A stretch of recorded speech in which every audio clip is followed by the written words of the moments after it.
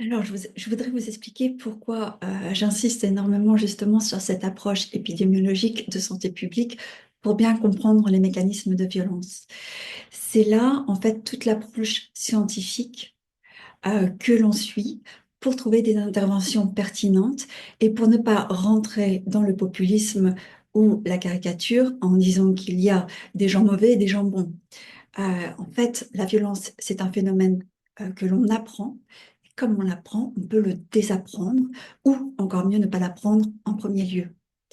Donc ça, c'est important parce qu'en plus, donc voilà, on a cette approche scientifique qui se met au-dessus de tous les discours souvent très caricaturaux et qui ne sont pas très utiles ou aidants de certains partis politiques.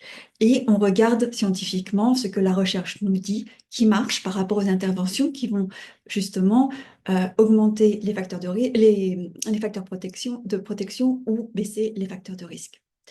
J'aime également énormément cette approche épidémiologique pour bien comprendre la violence parce qu'elle est pertinente pour toutes les formes de violence.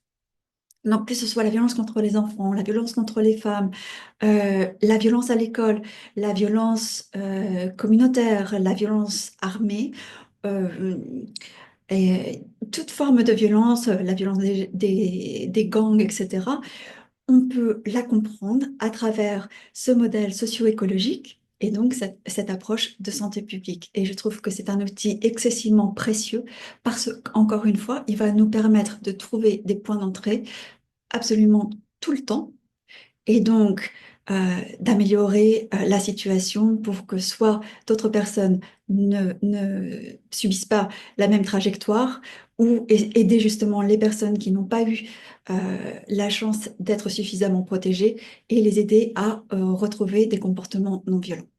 Je vous remercie, je vous dis à bientôt.